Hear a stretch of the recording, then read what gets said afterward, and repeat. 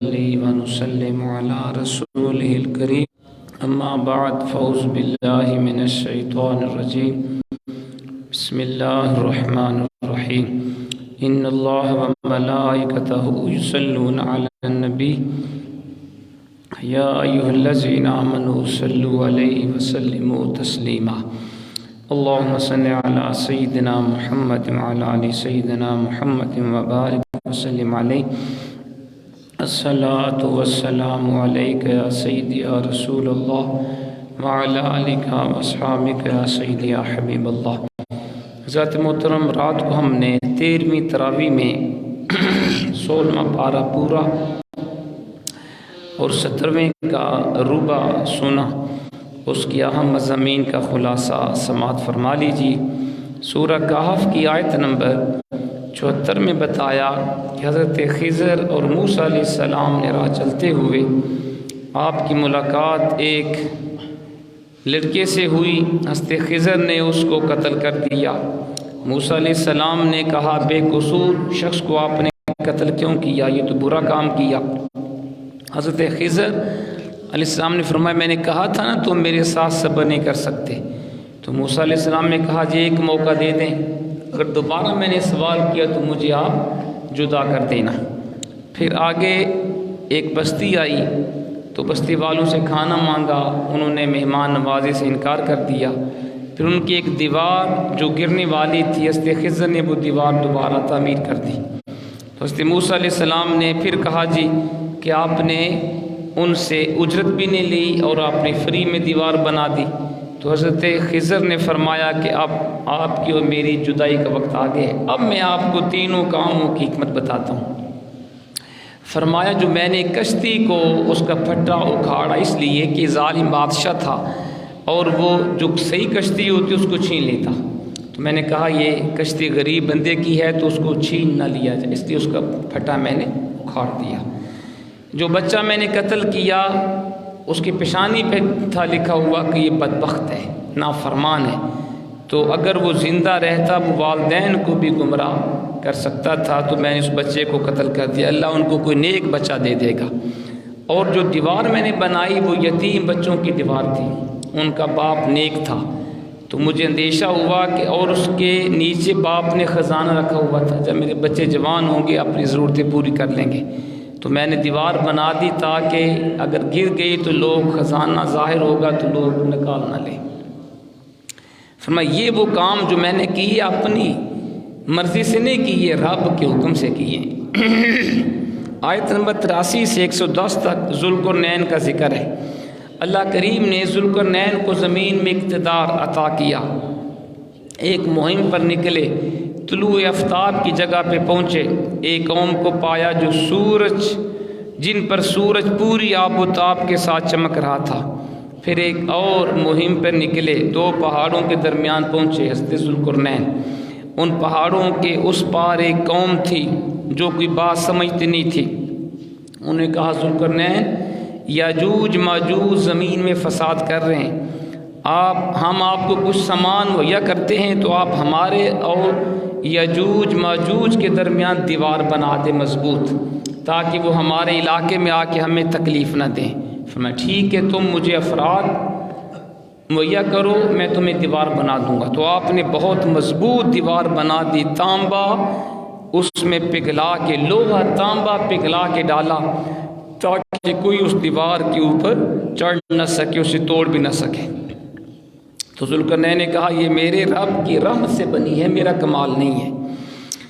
سبحان، اور جب میرے رب کا حکم ہوگا یہ مضبوط دیوار بھی ریزہ ریزہ ہو جائے گی۔ سورہ کہف کے آخری رکوع میں اللہ کریم نے کافروں کے بارے بتایا وہ شرک کرتے ہیں اور ہم نے ان کے لیے جہنم تیار کر رکھا ہے۔ اہل ایمان کے بارے میں اللہ کریم نے فرمایا کہ جو انہوں نے نیک اعمال کیے اللہ ان کو اس کا اجر دے گا۔ آخری آیت میں اللہ نے فرمایا اگر سارے سمندر اور ان جیسے اور بھی آئیں وہ سیاہی بن جائیں تو میرے رب کے کلمات ختم نہیں ہوں گے۔ اللہ کی شان وہ لکھنا شروع کریں، ساری زمین اگر قلم بن جائے، سارے سمندر سیاہی بن جائیں، اللہ کی تعریف لکھتے رہیں وہ قلم ٹوٹ جائیں گے، وہ سیاہی ختم ہو جائے گی، اللہ کی تعریف ختم نہیں ہوگی۔ اور آخر میں فرمایا حبیب ان کو فرماؤ میں خدا نہ ہونے میں تمہاری مثل بشر ہوں، میری طرف وحی کی جاتی ہے کہ تمہارا اور میرا معبود ایک ہے۔ تو حضور، بعض لوگ اس آیت کو پڑھ کے کہتے ہیں جی حضور بھی ہماری طرح بشر ہے، ایسا نہیں ہے۔ قرآن نے جو کہا حبیب ان کو فرماؤ میں تمہاری طرح بشر ہوں، یہ صرف ایک بات میں تمہارے جیسا ہوں، وہ بات یہ ہے جو میرا رب ہے تمہارا رب بھی وہی ہے، جو تمہارا پروردگار ایک ہے میرا بھی رب ایک ہے، اس بات میں تمہاری طرح ہوں، ورنہ تو حضور کسی کام میں بھی ہماری طرح نہیں، ہر کام میں ہم سے افضل والا ہے۔ سورہ مریم ہم نے سنی، یہ مکی صورت ہے، ترتیب مصحف کے لحاظ سے 19ویں جبکہ ترتیب نزولی کے اعتبار سے 44ویں صورت ہے۔ اس صورت میں حضرت مریم علیہ السلام کا ذکر ہوا، اس لیے اس کا نام سورہ مریم ہے۔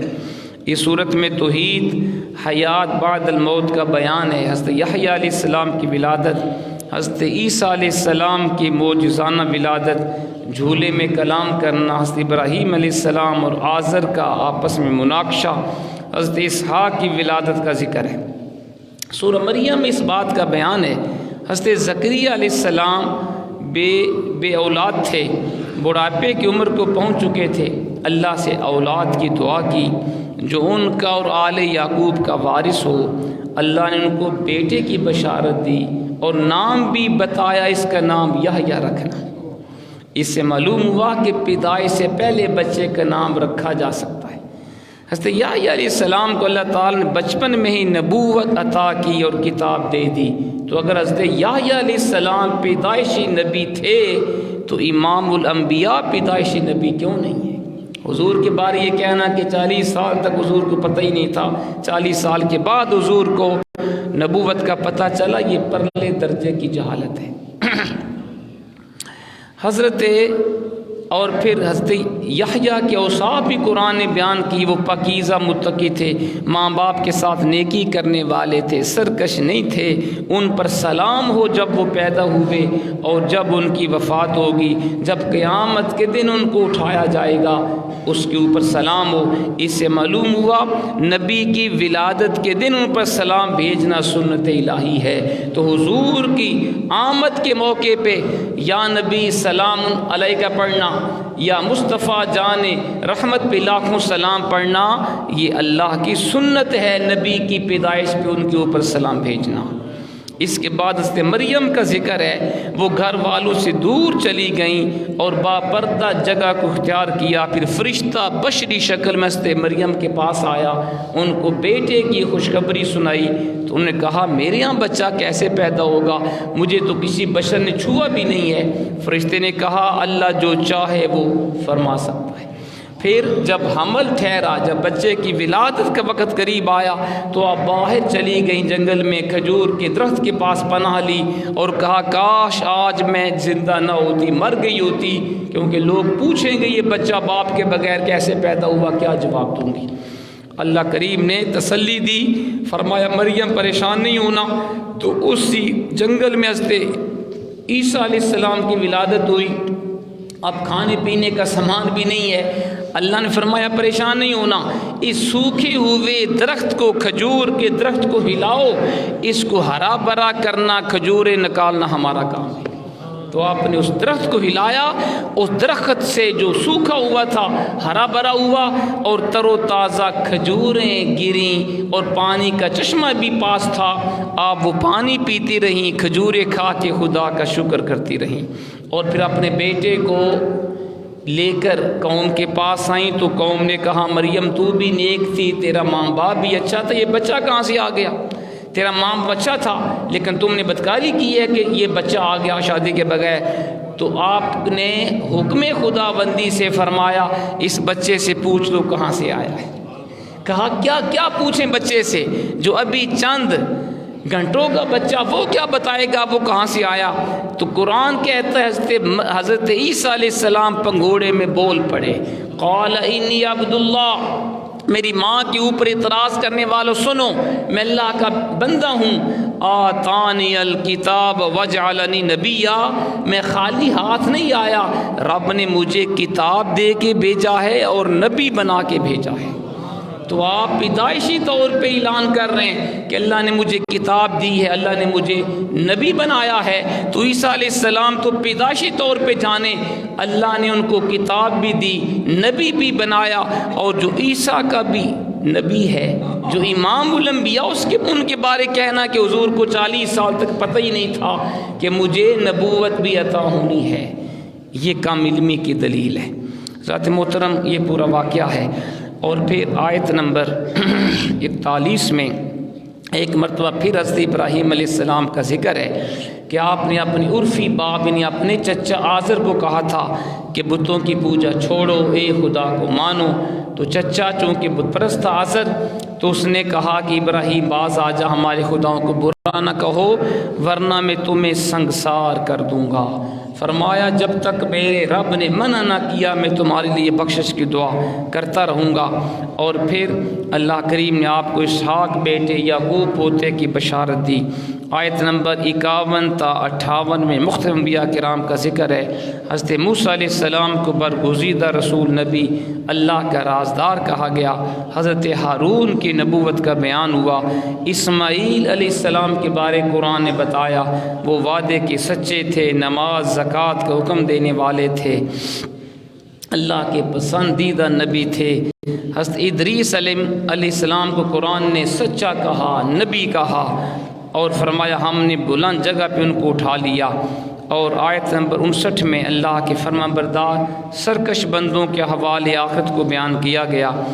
آیت نمبر 66 میں منکرین آخرت، حیات بعد الموت کے بارے میں ہمیشہ شک میں جو مبتلا رہے، فرمایا انہیں یقین ہونا چاہیے وہ مرنے کے بعد دوبارہ ان کو زندہ کیا جائے گا۔ آیت نمبر 76 میں فرمایا جو لوگ گمراہی میں مبتلا ہیں ان کی ابتلا میں اضافے کے لیے مہلت کی مدت بڑھا دی جائے گی، جو ہدایت یافتہ ہیں اللہ ان کو مزید استقامت عطا فرما دے گا۔ آیت نمبر 81 میں فرمایا مشرکین اس امید پر اللہ کے سوا ان معبودان باطل کی بات کرتے ہیں کہ مشکل میں ان کے کام آئیں گے، فرمایا مشکل میں اللہ ہی کام آتا ہے، یہ بت ان کے کام نہیں آ سکتے۔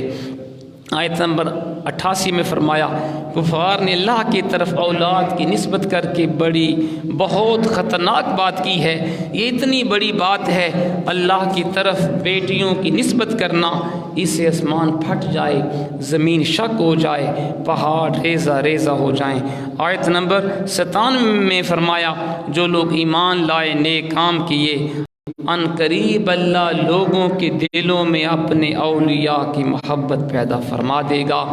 اور پھر سورۃ طٰہٰ ہم نے سنی، سورۃ طٰہٰ مکی سورت ہے، ترتیب مصحف کے لحاظ سے 20ویں، جبکہ ترتیب نزول کے اعتبار سے 45ویں سورت ہے۔ اس سورت کے پہلے کلمے طٰہٰ میں اللہ نے اپنے حبیب کو خطاب کیا، اس کا نام سورۃ طٰہٰ رکھا گیا۔ اس سورت میں اللہ تعالیٰ کی وحدانیت، قرآن کی حقانیت، اللہ کے حبیب کی رسالت اور اس بات قیامت کا ذکر ہے۔ حضرت موسیٰ علیہ السلام اور ابلیس کا قصہ بھی دوبارہ بیان ہوا۔ کفار قریش نے جب حضور کو لمبی لمبی نمازیں پڑھتے ہوئے دیکھا تو کہنے لگے کہ آپ نے اپنے آباء و اجداد کے دین کو چھوڑا ہے، اس لیے آپ مصیبت میں مبتلا ہو گئے۔ اللہ نے اس سورت کی شروع میں یہ فرمایا اے طٰہٰ، اے 14ویں کے چاند، طٰہٰ کا معنی ہے 14ویں کے چاند، یہ حضور کا لقب ہے، صفاتی نام ہے طٰہٰ، اے 14ویں کے چاند، ہم نے قرآن اس لیے نہیں اتارا کہ آپ مشقت میں پڑ جائیں۔ فرمایا یہ قرآن نصیحت کے لیے نازل ہوا، اللہ ظاہر و باطن کو جانتا ہے۔ آیت نمبر 10 سے مدین سے واپسی کے سفر میں حضرت موسیٰ علیہ السلام کے اس واقعہ کا ذکر ہے جب آپ نے اپنی بیوی حضرت شعیب کی صاحبزادی سے نکاح کیا اور واپس تشریف لائے، مدین سے واپسی آئے تو راستے میں اپنی بیوی کو ٹھہرایا اور آگ لینے کے لیے کوہ طور پر گئے۔ وہاں غیب سے آواز آئی ہے موسیٰ میں آپ کا رب ہوں، آپ مقدس وادی میں ہیں، اپنے جوتے اتار دیجئے، میں نے آپ کو چن لیا ہے، میرے پیغام وحی کو توجہ سے سنیے، میں اللہ وحدہ لا شریک ہوں، میری بندگی کریں اور میری یاد کے لیے نماز قائم رکھیں۔ اسی موقع پہ آپ کو اللہ نے یہ معجزات عطا فرمائے۔ حضرت عیسیٰ کو کوہ طور کے اوپر اپنے عصا کو زمین پر ڈالتے وہ سانپ بن جاتا، جب دوبارہ پکڑتے پھر وہ عصے کی صورت میں لوٹ آتا، پھر آپ اپنا ہاتھ گریبان میں ڈالتے نکالتے تو وہ سورج کی طرح چمک رہا ہوتا تھا۔ پھر آپ کو حکم دیا کہ فرعون کے پاس جائیے، دعوت حق دیں۔ موسیٰ علیہ السلام نے کہا اے اللہ، اور یہ آپ نے وہاں پہ دعا کی تھی، رب اشرح لی صدری ویسر لی امری واحلل عقدۃ من لسانی یفقہوا قولی، اللہ میرا سینہ کھول دے، میرے معاملات کو آسان فرما دے، میری زبان کی گرہ کھول دے، چونکہ آپ نے بچپن میں اپنی زبان پر کوئلہ رکھا تھا فرعون سے بچنے کے لیے، تو آپ کی زبان میں لکنت تھی، آپ نے اس سے شفا کی دعا کی ہے۔ اور پھر یہاں پہ بتایا گیا آیت نمبر 38 میں فرمایا موسیٰ علیہ السلام کی پیدائش کے واقعات کا ذکر ہے۔ نجومیوں نے فرعون کو کہا تھا اس سال بچہ پیدا ہوگا جو تیری حکومت کو ختم کر دے گا، تو اس نے بچوں کو، ہزاروں بچوں کو قتل کروایا۔ حضرت موسیٰ علیہ السلام کی ولادت ہوئی تو آپ کی والدہ نے صندوق میں ڈال کے آپ کو دریا کے اندر بہا دیا، اور فرعون کی بیوی نے اس کو پکڑ لیا اور فرعون نے ان کو اپنا بیٹا بنا لیا۔ پھر آپ کی بہن موسیٰ علیہ السلام کی بہن وہ ساتھ ساتھ گئی اور اس نے کہا میں ایسی عورت کو جانتی ہوں جس کا دودھ یہ بچہ پیے گا، تو آپ کی والدہ کو وہاں پیش کیا گیا۔ حضرت موسیٰ نے اپنی ماں کا دودھ پینا شروع کر دیا اور ان کو فرعون دودھ پلانے کے اوپر وظیفہ بھی عطا کرتا رہا۔ یہ شان ہے رب کریم کی۔ آیت نمبر 43 میں موسیٰ اور ہارون کو حکم ہوا کہ آپ دونوں فرعون کے پاس جائیں، اس نے سرکشی کی ہے، نرمی کے ساتھ اس کو دعوت توحید دیں، شاید وہ نصیحت کرے۔ تو موسیٰ اور ہارون نے کہا یا اللہ ہمیں اندیشہ ہے وہ ہمارے اوپر زیادتی کرے گا۔ اللہ نے فرمایا گھبراؤ نہیں، میں تمہارے ساتھ ہوں۔ پھر آپ گئے اور اس کو جا کہا کہ بنی اسرائیل کو ہمارے ساتھ بھیج دے۔ اس نے جادوگروں کو بلوایا، اور یہ پیچھے بھی واقعہ پڑا تھا ہم نے نام اس پارے میں۔ پھر جادوگر آئے، رسیاں زمین پر پھینکی، سانپ بن گئے۔ موسیٰ علیہ السلام نے اپنا عصا پھینکا، سانپ کو کھا گیا۔ وہ سارے جادو اللہ کریم کے اوپر ایمان لے آئے، اور فرعون نے کہا کہ اب تمہیں میں نے سزا دینی ہے کہ تم میرے سوا رب کے اوپر کیوں ایمان لائے ہو۔ آیت نمبر 77 میں فرمایا موسیٰ علیہ السلام کو حکم ہوا کہ راتوں رات بنی اسرائیل کو لے کر نکل جائیں، تو اللہ نے سمندر کے اندر 12 راستے بنا دیے، اور موسیٰ علیہ السلام اپنے 12 قبیلوں کو لے کے آرام سے سمندر کو پار کر کے چلے گئے۔ اور فرعون جب اس کے اندر وہ گیا وہ غرق ہو گیا، اور جب ڈوبنے لگا تو اس نے پھر کہا تھا یا اللہ اب میں موسیٰ کے رب پہ ایمان لایا۔ فرمایا اب تیرا ایمان قابل قبول نہیں ہے۔ آیت نمبر 85 میں سامری کا ذکر ہے۔ آپ جب کوہ طور پر گئے تو سامری ایک جادوگر تھا، اس نے بچڑا بنایا اور اس کے اندر پھونک ماری اور وہ بولنے لگ گیا، اور بنی اسرائیل قوم اتنی بیوقوف تھی کہ بچڑے کو خدا بنا لیا۔ تو حضرت موسیٰ علیہ السلام واپس آئے، برا بلا کہا، ملامت کی، اور سامری کو بھی برا بلا آپ نے کہا۔ آیت نمبر 105 میں فرمایا لوگ پہاڑوں کے بارے سوال کرتے ہیں، آپ فرمائے میرے رب ان کو ریزہ ریزہ کر دے گا۔ آیت نمبر 110 میں فرمایا ظالموں کے نامراد ہونے میں اور مومنین کے کامیاب ہونے میں کوئی شک نہیں ہے۔ 114ویں آیت میں اللہ نے علم میں اضافے کی دعا کی، یہ دعا کیا کرو رب زدنی علما، اللہ میرے علم میں اضافہ فرما۔ اور پھر آیت نمبر 115 میں حضرت آدم علیہ السلام کا وہ واقعہ قرآن نے دوبارہ بیان کیا کہ آپ جب درخت کے قریب گئے تو اللہ نے فرمایا میں نے منع کیا تھا اس درخت کے قریب نہیں جانا، اللہ نے دوبارہ ان کو زمین کے اوپر بھیج دیا۔ آیت نمبر 124 میں اللہ نے فرمایا جو ہماری یاد سے غافل ہوتا ہے ہم اس کے اوپر زندگی کا جامہ تنگ فرما دیتے ہیں۔ یہ آیت ہمیں غور سے پڑھنی چاہیے۔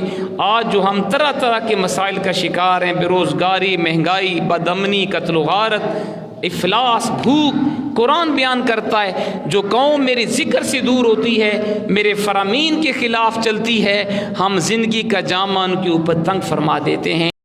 اور فرمایا ہم قیامت کو اس بندے کو اندھا کر کے اٹھائیں گے، کہے گا یا اللہ میں تو دنیا میں صحیح تھا۔ اللہ فرمائے گا میری آیات تمہارے پاس آئیں، تم نے انکار کر دیا، قرآن سنت کے اوپر عمل نہیں کیا، اس لیے تم نے دنیا میں مجھے بلا کے رکھا، آج ہم نے تمہیں بلا دیا۔ 17واں پارہ ہم نے سنا، پہلا ربع سورت انبیاء تھی، اور اس سورت میں شروع میں یہ بتایا گیا لوگوں کے حساب کا وقت آ گیا اور وہ غفلت کا شکار ہیں، دینی باتوں سے روح گردانی کر رہے ہیں۔ اور پھر آیت نمبر 22 میں اللہ کریم نے کائنات کے نظم و ضبط، توازن، اعتدال، حکیمانہ نظام کو توحید کی دلیل کے طور پہ پیش کیا، اور فرمایا اگر زمین کے اندر 2 خدا ہوتے تو یہ کائنات کا کامیاب نظام چلتا نہ۔ ایک کہتا میں نے دن نکالنا ہے، دوسرا کہتا میں نے رات کرنی ہے، تو پورا نظام درم برم ہوتا۔ یہ جو کائنات کا نظام بہترین ہے، اس کا مطلب ہے خدا ایک ہے۔ یہ دلیل ہے جو کائنات کا نظام اچھے طریقے سے چل رہا ہے، یہ خدا کے ایک ہونے کی دلیل ہے۔ اور پھر یہیں بتایا گیا ہر شخص نے موت کا مزہ چکھنا ہے، قیامت آنی ہے، زندگی کا حساب و کتاب ہونا ہے۔ اللہ کریم ہمیں قرآن سنت کے اوپر عمل کرنے کی توفیق عطا فرمائے۔